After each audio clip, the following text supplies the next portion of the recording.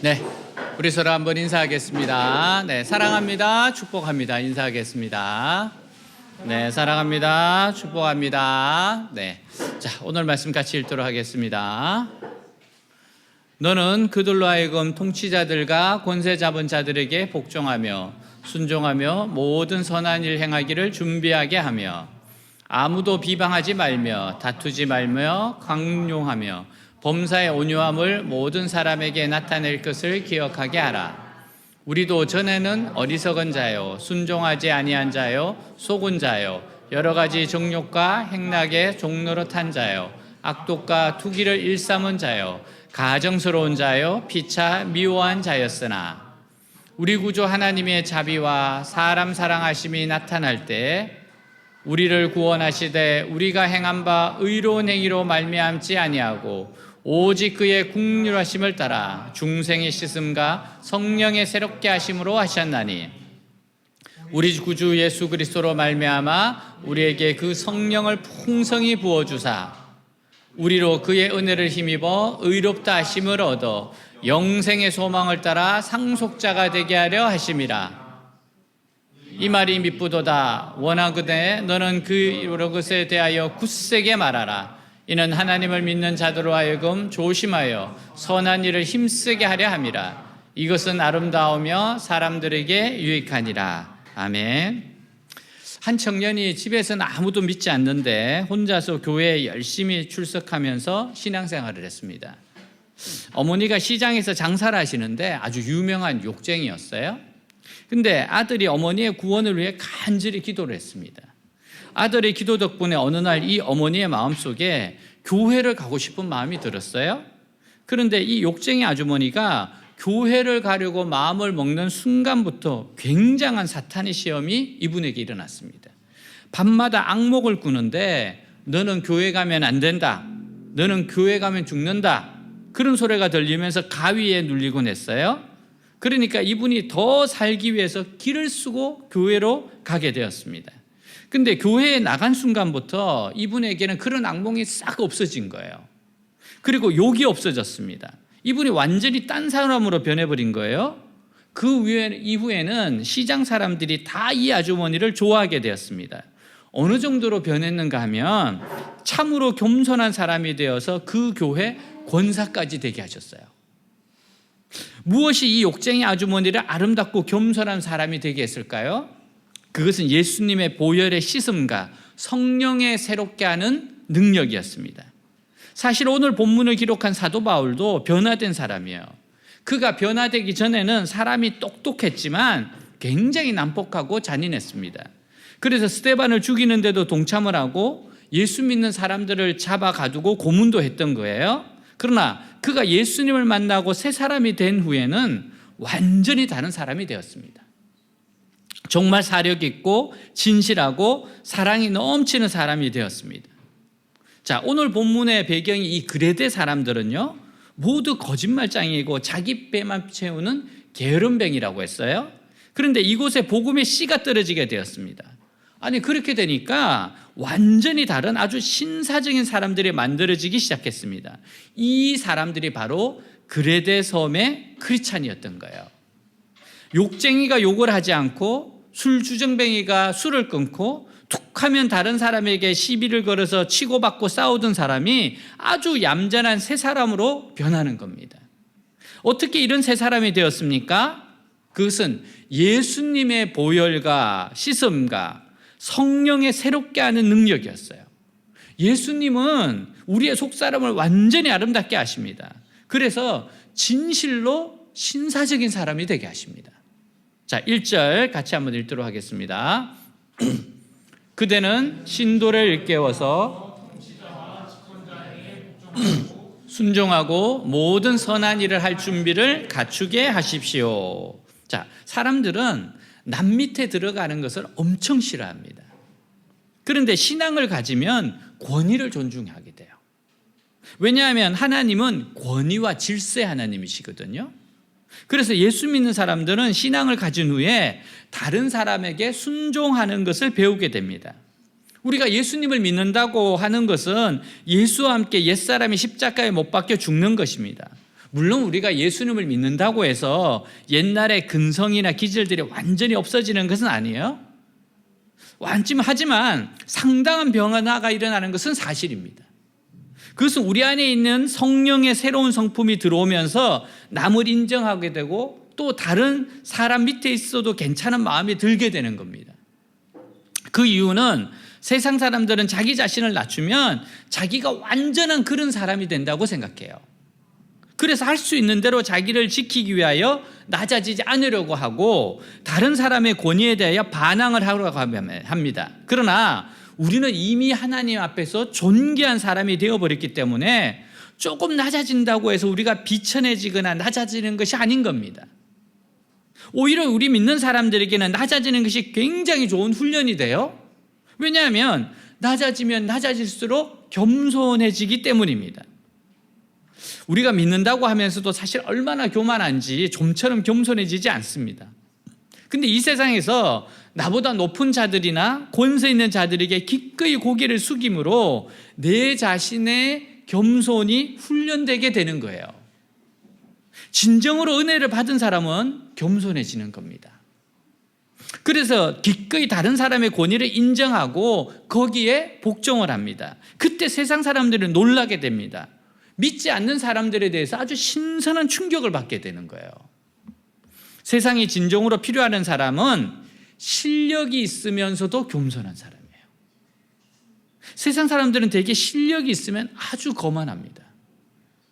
그러나 진짜 은혜를 받은 사람은 실력이 있고 존귀한데 기꺼이 다른 사람에게 고개를 숙이고 복종을 할 수 있어요. 이런 사람을 싫어할 사람은 아무도 없습니다. 우리 믿는 자들이 세상의 높은 자들에게 좋은 이미지를 주고 인정을 받는다고 해서 나쁠 것이 하나도 없습니다. 여러분, 우리 학생들이 교수님들에게 인사 잘하고 교수님을 존중하고 이랬을 때 나쁜 게 하나 없어요. 왜? 장학금 하나라도 더 많이 받습니다. 직장인이 상사나 사장에게 열심히 순종하고 최선을 다해서 좋은 이미지를 주면 큰 유익을 얻게 됩니다. 이것은 아첨이 아니기에 나쁠 것이 전혀 없는 겁니다. 무엇이든지 좋은 방향으로 도움이 될 수 있는 겁니다. 근데 사람들이 우리에게 불이한 것을 요구할 때는 복종해야 옳은가요? 그렇지 않아요. 어떤 사람에 대한 복종이 궁극적으로 하나님께 대한 불복종이 될 때는 더 높은 권위, 즉 그리스도인의 궁극적 권위라고 할 수 있는 하나님께 복종하는 것이 옳습니다. 하나님께 복종하기 위해서 어떤 특정한 요구에 대해서는 아니요라고 말할 수 있어요. 아니요, 이건 내가 안 됩니다. 하지만 하나님이 세우신 권위에 대한 순복의 자세는 잃지 말아야 돼요. 이러한 태도는 아주 중요합니다. 아주 중요해요.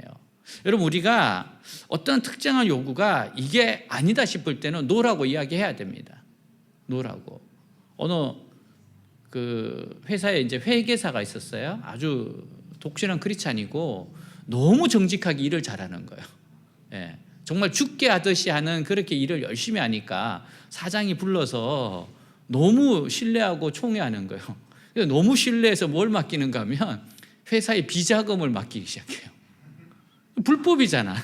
그래서 이 회계사가 사장님께 정확하게 이야기했어요. 뭐 그거 어느 정도 맞춰주면 출세하고 자기도 여러 가지 돈도 많이 벌게 될 거예요. 근데 이야기를 했어요. 나는 크리스찬이기 때문에 이거는 못합니다. 네, 나는 크리스찬이라서 이거는 못합니다. 예, 이게 맞죠. 여러분, 이 태도가 그러면서도 아주 중요한데 가정에서 부모님들이 자녀들에게 무리한 요구를 할 수가 있어요. 근데 그 요구가 어떤 경우에는 그리스도의 양심으로 판단했을 때 이게 하나님께 대한 불복종일 수가 있습니다. 그럴 때 자녀는 부모의 요구를 거절할 수 있어요. 물론 뭐 이런 부모가 있겠는가 싶지만 때때로 부모가 자녀들에게 거짓말을 요구했다. 아주 너무 큰 거짓말을 요구했다고 봅시다. 자녀는 당연히 순종할 수가 없습니다. 그러나 그런 요구를 했다고 해서 부모에 대해서 무시하는 태도로 보이면 안 돼요. 이게 좀 과격한 말인데 막 아버지 같은 분하고 더 이상 살지 않겠습니다. 그러고도 인간입니까? 막 이러면 안 된다는 거예요. 여러분, 그렇게 공격하는 것은 그 부모를 내게 주신 하나님의 창조 질서를 스스로 거부하는 셈이에요. 그리스도인이라면 그때도 아버지 하나님께서 제게 주신 명령을 따르자면 절대로 그 부분에 대해서는 순복할 수가 없습니다. 그러나 그것에 대해서 제가 거절한다고 해서 아버지를 존경하고 아버지 말씀에 순종하는 저의 태도가 달라지는 건 아닙니다. 네. 이러한 태도를 가져야 하는 겁니다. 자, 2절 같이 또 한번 읽도록 하겠습니다.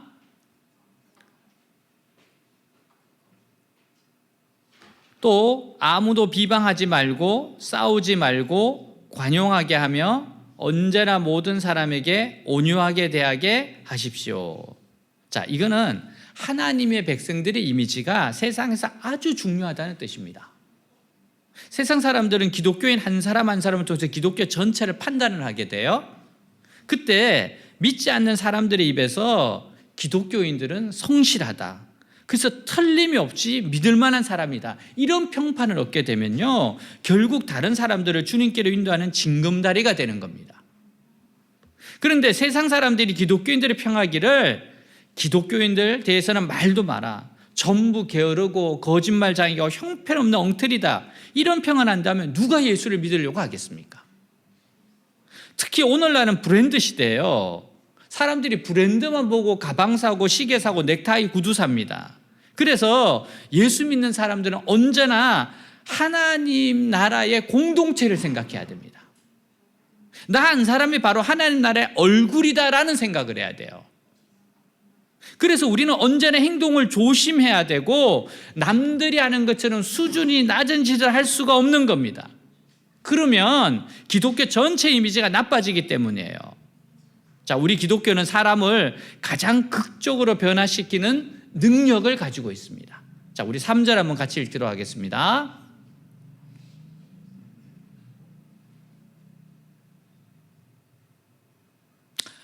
우리도 전에는 어리석고 순종하지 아니하고 미혹을 당하고 온갖 종욕과 향락의 종노릇하고 악의와 시기심을 가지고 살고 남에게 미움을 받고 서로 미워하면서 살았습니다. 자, 사도 바울이 여기서 우리도라고 말하고 있어요. 이 우리도라는 말은 사도 바울을 포함해서 모든 훌륭한 믿음의 형제들을 다 말하는 겁니다. 모든 훌륭한 믿음의 종들도 전부 다 예수님 만나기 전에 형편없는 죄인들이었다는 거예요. 어리석었고 순종치 않았고 마귀에게 속았고 여러 가지 정욕과 쾌락의 종로로 사던 자들이었습니다. 물론 그 중에는 아주 드러내놓고 타락한 삶을 살다가 극적으로 변화되어서 새 사람이 된 경우가 있어요. 또 어떤 사람은 원래 착실했는데 예수 믿고 더 착실하게 된 사람도 있을 겁니다. 그러나 사실은 속으로는 극적인 변화를 체험한 자나 그렇지 않은 자나 차이가 없어요. 왜냐하면 겉으로는 착실하고 얌전한 것 같지만 속으로는 다른 사람들과 다를 바가 없이 속으로는 많이 타락한 자들이었기 때문이에요. 근데 어느 날 우리는 변하게 되었어요. 그것은 하나님께서 우리 안에 믿음으로 엄청난 일을 행하셨기 때문입니다. 놀라운 일을 행하셨어요. 자, 4절 5절 같이 읽겠습니다. 그러나 우주의 구주이신 하나님께서 그 인자하심과 사랑하심을 나타내셔서 우리를 구원하셨습니다. 그분이 그렇게 하신 것은 우리가 행한 의로운 일 때문이 아니라 그분의 자비하심을 따라 거듭나게 씻어주심과 성령으로 새롭게 해주심으로 말미암은 것입니다. 여러분, 복음이라고 하는 것은 나의 죄를 위하여 예수님의 십자가에 죽으시고 부활하신 겁니다. 나의 죄에 대한 대가를 예수님이 다 지불하셨어요. 이것이 바로 우리 구주 하나님의 자비와 인간 사랑을 나타내는 겁니다. 근데 하나님께서는 우리에게 의로운 행위를 전혀 요구하시지 않습니다. 우리의 경력과 우리의 열심이나 노력을 조건으로 삼지 않으세요. 왜냐하면 그것을 따지면 고침받을 자가 한 명도 없기 때문에 그래요. 그래서 하나님의 백성이 되는 데는 아무 조건이 없습니다. 무조건 복음을 믿기만 하면 되는 거예요. 한 젊은이가 어머니의 마음을 찢어놓고 아내의 마음에 큰 상처를 줬어요. 직장 생활이 얼마 가지를 못해요. 술과 도박에 빠지기 때문입니다. 가족들이 아무리 도우려고 해도 안 되었습니다. 근데 어느 날 예수 믿는 친구에게 남미로 가서 새로 시작해 볼래라고 말해요. 그래서 그 친구가 야, 네가 그곳에 가도 소용이 없어. 네가 변하지 않으면 외부적인 환경이나 조건이나 새로운 환경이 아무 도움을 주지 못해. 네가 새로운 삶을 살 수 있는 길이 있어. 예수 그리스도를 믿는 거야. 그러면 분명히 새로운 삶을 살게 될 거다. 친구가 정말 진심으로 친구에게 이야기해 주는 거였어요. 근데 이 말이 화살처럼 젊은이의 가슴을 깨뚫었습니다. 그래서 처음으로 진지하게 예수님에 대해 알고 싶어 교회를 다니기 시작해요. 가니까 교회 사람들의 환대와 사랑과 환대를 받습니다. 말씀을 들어요. 성경을 배웁니다. 그러면서 예수님에 대한 믿음이 생기기 시작합니다. 결국 예수를 믿고 세례를 받았어요. 그는 서서히 옛생활에서 벗어나 아주 견신한 가정의 남편이요, 아이들의 좋은 아버지가 되었습니다. 그러면 하나님께서는 어떤 식으로 우리의 고장난 인생을 고칩니까? 중생의 씻음과 새롭게 하심이에요. 중생의 씻음과 새롭게 하심. 먼저 하나님께서는 예수님의 보혈로 우리 안에 있는 모든 죄의 독소들과 더러운 것을 다 씻어내세요. 예수님의 십자가는 완전히 진공 청소기입니다. 우리 안에 있는 모든 죄의 독소들을 모두 다 빨아내어서 깨끗하게 다 치워버리세요. 그리고 우리를 그냥 두시는 것이 아니라 우리 안에 하나님의 놀라운 능력을 부으십니다. 이것이 성령의 새롭게 하심이에요. 우리 안에 완전히 새로운 생각과 새로운 감정과 새로운 능력을 부어주세요. 즉 우리의 겉모습은 그대로 두고 우리 안에 있는 뇌와 심장과 허파와 피와 모든 것을 예수님의 것으로 갈아치우는 대수술을 하는 겁니다. 이게 이제 우리는 우리 겉모습만 옛날 그 모습을 가지고 있을 뿐이지 속은 새 사람으로 완전히 변화되는 거예요. 그러나 우리가 알아야 할 것은요, 우리 속에 완전히 예수님 것으로 바뀌었다고 하지만 아직 우리는 예수님 것에 익숙치가 않습니다. 우리는 자꾸 예수님의 심장과 호파와 뇌에 익숙해지도록 훈련을 시켜야 돼요. 성령님은 우리를 계속해서 새롭게 하십니다.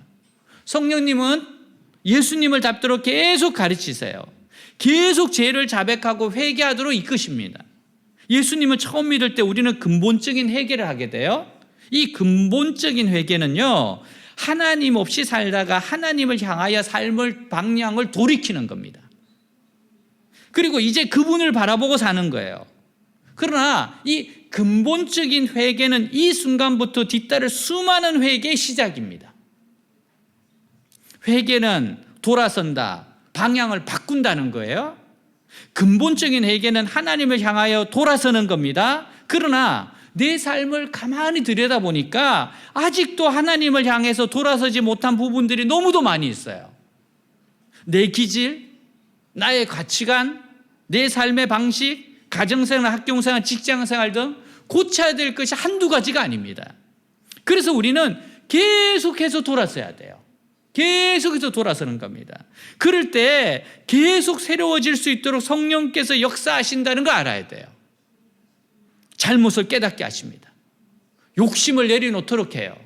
욕심대로 산 대가를 경험하게도 하십니다. 예수님은 보혈로 씻음받아 하나님의 자녀된 사람들을 성령이 계속해서 새롭게 하시는 겁니다. 거룩한 삶을 계속해서 살아가도록 성령이 도와주세요. 이게 도움이 없으면 절대로 거룩해질 수가 없습니다. 그리스도인들이 하나님이 기뻐하시는 거룩한 일상생활을 살아갈 수 있는 힘이 바로 성령이세요. 그래서 성령의 새롭게 하심이라고 이야기하는 거예요. 성령은 우리의 습관을 점차적으로 경건하게 바꾸어 가십니다. 성령은 우리의 생각을, 감정을 바꾸셔서 행동이 달라지게 하세요. 우리가 믿는 것이 머리로 믿는 것이 가슴으로 내려오도록 계속 성령이 역사하십니다. 그러므로 성령의 새롭게 하심이라고 하는 것은 새롭게 지음받은 후 점진적으로 성화되어 가는 것을 의미해요. 예수님 믿고 우리는 점점 변화되어 갑니다. 성령으로 새롭게 하실 때는 성령을 풍성하게 부어주시는데 성령으로 흠뻑 젖어지도록 부어주시는 상태입니다. 우리가 은혜를 받을 때 하나님께서 아주 흠뻑 부어주실 때가 있어요. 그리고 큰 은혜를 통해서 이렇게 성령의 부어짐이 있어야지 결단하게 되는 거예요. 변화되는 겁니다. 자, 우리 6절, 7절 같이 읽도록 하겠습니다. 하나님께서는 이 성령을 우리의 구주이신 예수 그리스도로 말미암아 우리에게 풍성하게 부어 주셨습니다. 그래서 우리는 그분의 은혜로 의롭게 되어서 영원한 생명의 소망을 따라 상속자가 되었습니다. 아멘. 우리가 이 세상에서 부패한 사람이 되지 않으려면 계속 성령 충만을 받아야 돼요. 만약 성령이 끊어지게 되면 우리는 모두 신선한 맛을 잃어버리게 됩니다. 우리는 또 세상의 죄에 빠져서 허우적거릴 수밖에 없어요. 그래서 우리와 하나님 사이는 일체 막히거나 일체 걸리는 것이 없이 항상 성령의 기름이 풍성하게 공급되어야 합니다. 그때 우리가 하나님의 상속자가 되어서 거룩하게 살 수 있어요. 더욱이 하나님의 상속자가 된다고 하는 것은 하나님의 모든 재산의 상속자가 되는 겁니다. 결국 우리는 예수를 믿음으로 어마어마한 하나님의 축복을 상속받게 됩니다. 자, 7절에 보면 의롭다함을 얻었다 그랬어요. 이것은 성화의 출발이지 끝이 아닙니다. 의롭다함을 얻었기 때문에 의롭다함을 얻은 사람답게 그때부터 새로운 삶을 출발하는 겁니다. 그리고 영원한 생명을 주신 하나님이 기대하신 삶을 이루고자 하는 소망을 따라 변화되어 가는 거예요. 그러니까 예수 믿고 끝난 게 아니고 그때부터 계속해서 변화되어 가는 거예요. 이게 성령이 새롭게 하심입니다. 하나님 우리를 위해 준비하신 너무나도 영광스러운 것이 있어요. 그래서 우리가 합당한 상속자가 되기 위해서 하나님은 우리에게 경건한 삶을 요구하시는 거예요. 합당한 상속자. 록펠러 자서전에 보면요, 그가 신문기자와 인터뷰를 하며 질문을 받았습니다. 당신의 재산을 후손들에게 남기기 위해서 당신이 그들에게 이야기하고 싶은 가장 중요한 것이 있다면 무엇입니까? 록펠러 재산이 많잖아요. 어떤 이야기를 해주고 싶어요? 물어봅니다. 그때 3가지 사실을 강조했습니다. 첫째, 나는 감사할 줄 아는 후손들에게 내 재산을 남기겠다. 감사하는 자에게 내 재산을 남기겠다. 둘째, 내 재산을 감당할 수 있는 능력이 있는 사람에게 남기겠다. 예, 감당할 수 있는 능력이 있어야 된대요. 셋째, 마지막으로 나는 내 후손들이 그것을 감당할 수 있는 사람이 되도록 지금까지 훈련시켜 왔다. 앞으로도 그렇게 할 것이다. 이게 감당할 수 있도록. 여러분, 우리가 나한테 하나님이 이렇게 축복해 주시면 너무 좋겠다. 근데 하나님은 축복을 조절하십니다. 왜냐하면 그거 우리가 감당이 안 돼요. 네. 여러분들이 우리 아버지가 재벌이면 좋겠다. 난 재벌 2세면 좋겠다. 그럼 막 재벌들 우리가 때로는 욕하잖아요. 쟤는 왜 아버지가 재벌인데 쟤의 행실이 저럴까? 근데 여러분은 감당할 수 있을 것 같아요? 우리 솔직하게 그게 쉽지 않아요. 나도 정말 아이돌이면 좋겠어. 근데 여러분, 아이돌 되면 그런 명예 얻으면 진짜 그거 감당할 수 있을 것 같아요? 여러분, 쉽지 않습니다. 그거 쉽지 않아요, 진짜. 나는 괜찮은데. 여러분, 쉽지 않아요. 하나님께서는 저와 여러분들을 영원한 기업을 준비하셨어요. 영원한 기업을, 정말 좋은 걸 준비하셨어요. 귀한 것은 그냥 주어지는 것이 아닙니다. 우리가 잘 사는 분들이 전혀 훈련되지 않은 자녀에게 사랑한다는 이유로 거대한 재산을 그냥 물려줍니다. 그래서 감당할 능력이 없어서 마냥 흥청거리다가 있는 재산 다 탕진하고 넘어지는 재벌 2세들의 추한 모습을 봐요.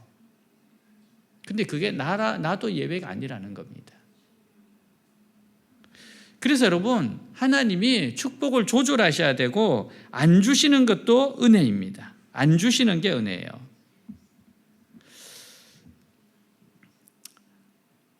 한국이 이제 강북과 강남이 있잖아요. 근데 여러분, 강남이 갑자기 개발이 됐습니다. 그래서 강남에서 농사 짓던 분들 가운데 갑자기 부자 된 분이 많아요. 여러분, 우리 제 아내의 할아버지가 그런 분이셨어요. 예. 청담동. 예, 엄청난, 예. 그랬어요. 그런데 정말 신앙이 좋으셨어요. 옛날에 장로님이셨으니까 교회에 농사 지으시면서 신앙이 너무 좋으셨어요. 자녀들이 많은데 이게 진짜 너무 부가 엄청나게 된 거죠. 예. 근데 다행히 그 재산이 골고루 나누어지지 않았어. 예. 제일 그 형님이 그냥 거의 다 가지고 가셨어. 그래서 밑에 자녀들이 다 가난하게 살면서 그리고 목회자들이 됐어. 그 많은 거 가지면 안 돼. 그래서 최소한 계산해 보니까 제 아내가 가만히 그거 유산 물려받았으면은 지금 청담동에 살 사람이었다는 걸 알게 됐어. 그럼 우리가 뭐 목회를 하겠어요? 근데 여러분, 그렇게 갑자기 돈이 많아져서 불행했던 이야기가 참 많습니다. 농사 짓던 사람이 갑자기 돈이 진짜 수백억, 수십억, 수백억이 들어온 거죠. 근데 이게 감당이 안 되는 겁니다.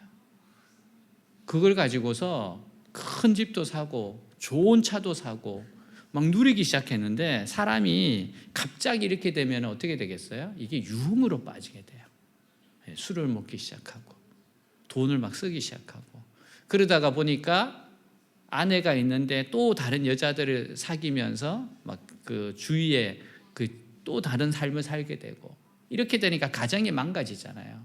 아내는 그것 때문에 관계도 소원해지고 그 다음부터는 오직 사치로만 흘러가고. 여러분, 이렇게 되면 자녀들이 잘 자라겠습니까? 자녀들이 하나같이 속을 썩이는데 정말 이 가정이 완전히 망가진 겁니다. 그러니까 정말 돈은 엄청나게 많은데 정신적으로, 육체적으로 너무 괴로운 겁니다. 이러한 이야기를 소설로 썼어요. 실화죠. 실화를 가지고 소설을 썼어요. 근데 그 소설의 마지막 장면이 이렇습니다. 어느 날 그는 호화로운 자기 집 지하실로 내려가요. 그곳에 자신이 배추 농사를 짓던 시절에 사용한 낡은 리어카가 있었습니다. 리어카. 그거 있을 땐 행복했거든요. 온 가족이 농사 지으면서 너무 행복했거든요. 근데 그 리어카를 어루만지다가 이 사람이 절규하기 시작합니다. 그 리어카가 뭔가 하면 배추 팔던 리어카예요. 그러니까 갑자기 그 리어카를 붙잡고 배추 사려, 배추 사려. 깊은 밤에 눈물과 회한이 섞인 절규가 지하실 안에서 계속 울려 퍼집니다. 밤새도록 눈물 흘리면서 배추 사려, 배추 사려. 무슨 말이에요? 그때가 행복했다는 거예요. 차라리 이렇게 된 것이 저주라는 거예요. 가정이 다 깨어지고 가족이 다 흩어지고 이건 감당이 안 된다는 거예요. 여러분, 하나님께서 그래서 우리들을 훈련시키세요. 자꾸 새롭게 하십니다. 왜냐하면 상속자로서 잘 살아가도록 하나님이 훈련시키세요. 여러분, 그래서 성령이 새롭게 하심이 필요한 겁니다. 하나님 축복도 조절하세요. 그냥 절대 주지 않습니다. 그럼 망해버려요. 저도 그런 거 많이 봤습니다. 차라리 이 사람이 지금 직장 생활 안 하고 있다면 얼마나 좋을까? 차라리 이 친구가 이 대학에 안 가는 게 더 좋지 않았을까? 차라리 이 친구가 그냥 돈이 없고 그냥 하나님께 매달리는 순수함으로 살았던 게 더 좋지 않을까? 참 하나님이 고민이 많으세요. 축복을 주면은 그거 가지고 망가질까 봐 괴롭고, 또 조금 훈련시킨다고 연단시킨다고 조금 안 주면은 왜 그러냐고 또 불평하고. 여러분, 하나님 우리가 정말 상속자로서 부족함이 없도록 훈련시키시는 겁니다. 그래서 성령님을 통해서 우리를 부단히 훈련시켰어요. 상속자 역할을 감당할 만한 인격을 갖추게 하려고 계속해서 연단하시고 훈련시키시는 겁니다. 내 생각과 계획대로 되지 않게도 하시고 때로 손해도 보게 하시고 실패를 경험하게도 하십니다. 그러면서 부단히 우리의 모난 부분을 쳐내세요. 주님 앞에 복종시키시고 주님을 바라보도록 계속 훈련시키십니다. 그래서 정말 영광스러운 날에 주님 앞에서 받을 기업을 누릴 만한 상속자가 되게 하시는 겁니다. 존 비비오 목사님이 들려주는 이야기예요. 1994년 저는 감옥에 있는 한 환자를 방문해 달라는 요청을 받았습니다. 그 사람은 1990년대 초반 전 세계에서 가장 유명한 사람 중 하나였는데 모든 잘못된 이유로 유명해졌습니다. 그는 세계에서 가장 큰 복음 전도사회가 가장 큰 TV사회가 가지고 있었지만 범죄를 저질러 체포됐고 45년형을 선고받았습니다. 그 후 형량이 5년으로 줄어들긴 했어요. 그는 제가 처음 쓴 책을 감옥에서 읽고 저에게 찾아와 달라고 요청했습니다. 교도소에 들어갔을 때 그가 교도관과 함께 나와서 저를 끌어안고 놓아주지 않으며 물었습니다. 이 책을 정말 당신이 쓴 겁니까? 아니면 대필자가 쓴 겁니까? 저는 제가 썼다고 했습니다. 할 이야기가 많지만 90분밖에 없네요. 그가 말합니다. 그리고 우리는 자리에 앉았습니다. 이 악명 높은 설교자가 저에게 한 첫 번째 말은 이 감옥은 하나님이 나에게 내린 심판이 아니라 하나님의 자비였습니다.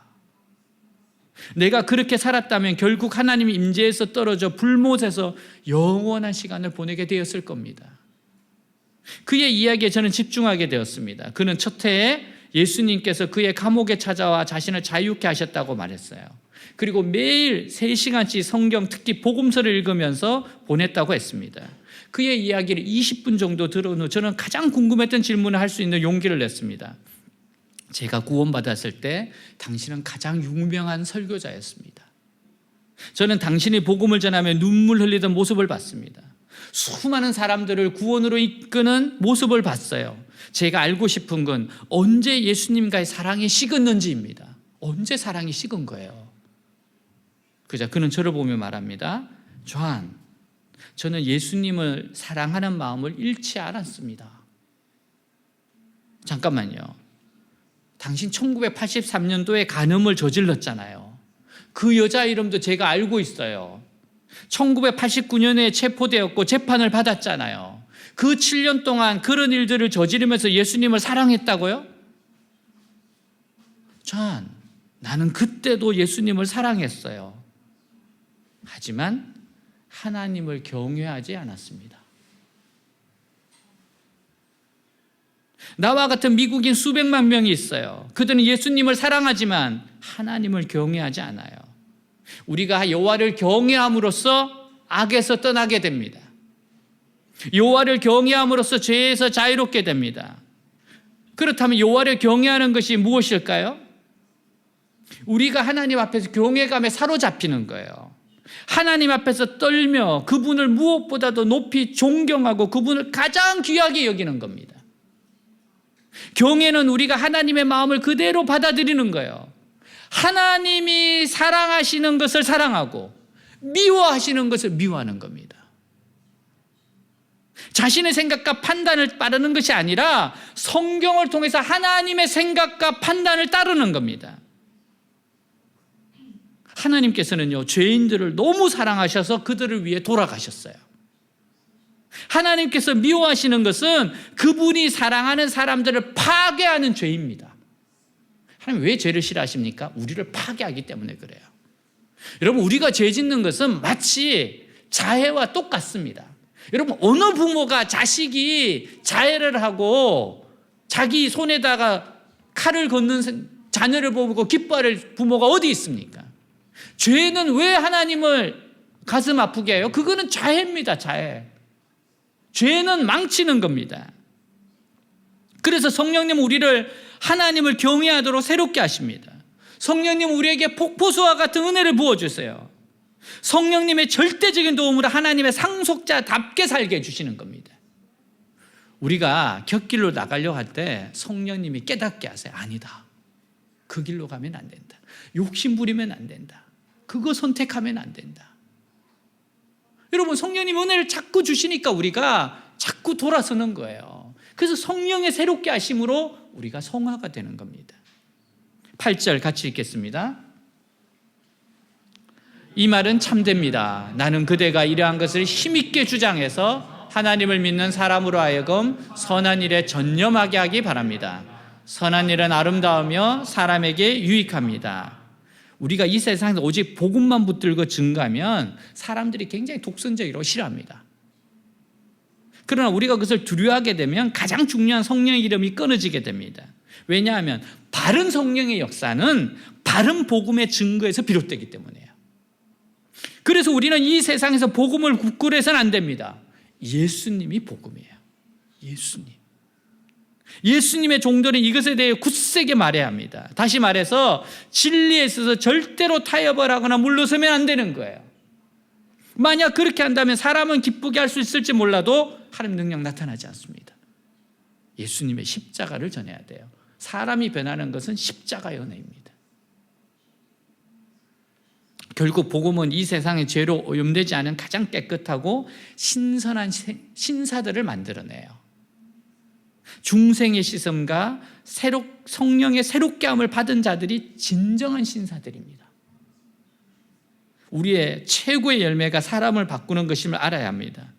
모든 사람들이 다 가장 아름답게 변할 수 있어요.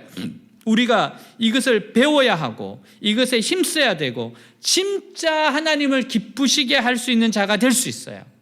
여러분, 그 방법은요, 오직 복음의 진리를 담대하게 증거하는 겁니다.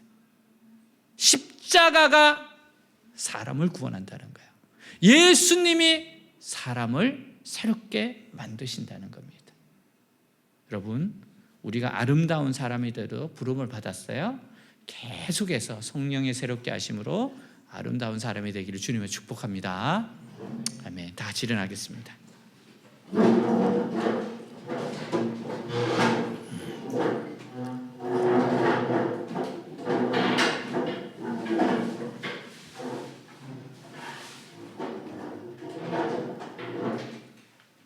여러분, 진짜 하나님의 사람들은요, 실력이 있으면서 겸손한 사람들입니다. 네, 실력이 있어요. 근데 너무너무 겸손해요. 왜냐하면 하나님을 만난 사람이기 때문에 그렇습니다. 내가 이러한 행동이 정말 하나님의 나라에 득이 되는지, 사람들을 세우는지 생각합니다. 주님은 우리를, 예수님의 은혜로 우리를 의롭다 했어요. 근데 그건 끝이 아니고 시작입니다. 성령의 새롭게 하심이 계속해서 일어나야 돼요. 성령이 우리에게 계속 역사하십니다. 우리도 마음을 활짝 열고, 하나님, 저를 변화시켜 주십시오. 저를 주님 더욱 닮게 해 주십시오. 여러분, 그렇게 기도해야 됩니다. 여러분, 하나님이 주실 축복을 기대하십시오. 근데 그 축복 때문에 여러분 영혼이 절대 무너지게 하면 안 됩니다. 하나님, 저를 준비시켜 주십시오. 하나님이 은혜를 주시고 축복을 주시고 명예를 주셔도 절대 그것 때문에 타락하는 인생 되지 않게 하옵소서. 하나님 사랑합니다. 하나님 경외합니다. 그렇게 고백할 수 있는 여러분들이 되시길 주님을 축복합니다. 오늘 말씀 가지고 우리 기도하며 나아가겠습니다. 기도합니다. 하나님 아버지 감사합니다. 하나님 앞에 있습니다. 하나님의 상속자로서 하나님 정말 하나님을 사랑함으로 있습니다. 하나님, 주님 성령의 새롭게 하심, 중생의 씻음과 성령의 새롭게 하심, 하나님 저에게 계속해서 중생의 씻음과 성령의 새롭게 하심이 계속 일어나게 하옵소서. 이만하면 됐다가 아니라 정말 하나님이 주시는 그 의로움이 진정한 의로움이 되도록, 하나님 의롭게 부름받았사오니 이제 의롭게 살아가는 인생으로서 주님을 닮고 주님을 의지하고 더욱더 닮아가는 제가 되게 하여 주옵소서. 항상 하나 앞에서 싱싱하고 신선하고, 하나님 절대로 부패하거나 타락하는 자가 아니라 끝까지 하나님을 신뢰하고 하나님을 닮는 자로서 계속 성령 충만하게 하여 주옵소서. 복음의 굳건히 서게 하옵소서. 하나님이 사랑하는 것 그대로 사랑하고 하나님이 미워하는 것 그대로 미워하는 인생 되게 하옵소서. 하나님이 사랑하는 것 그대로 사랑하고 하나님이 미워하는 것 그대로 미워하고 하나님의 시각으로 모든 것을 바라보게 하시옵소서. 하나님을 경외하는 인생 되게 없어서 내 생각에는 내 판단에는 그렇게 말하는 것이 아니라 하나님 말씀에 근거해서 하나님의 뜻에 근거해서 하나님이 기뻐하시는 것을 따라가게 하여 주시옵소서. 하나님 여호와를 경외하게 하시옵소서. 악에서 떠나게 하시옵소서. 성령의 새롭게 하심이 계속 제 안에서 우리 안에서 나타나게 없어서 폭포수와 같은 은혜를 부어주시옵소서. 오늘 우리에게 부어주시옵소서. 마음이 새로워지게 없어서 마음이 새로워지게 없어서 새로운 결단 새로운 결심으로 나아가게 없어서 하나님 경건에 충실하게 하시고 하나님께 충실하고 하나님을 사랑하는 자들로 변화되게 없어서 하나님의 은혜가 헛되지 않게 하여 주옵소서.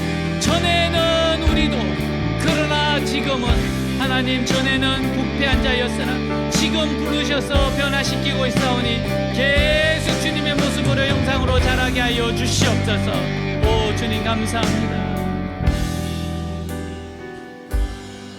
온 땅에 주인 되신 주님이 내 이름 아시며 상함만 붙드네 상함만 붙드네 어둠을 밝히시는 새벽별 어둠을 밝히시는 새벽별 방황하는 내 맘 주의 길 비추시네 나로 인함이 아닌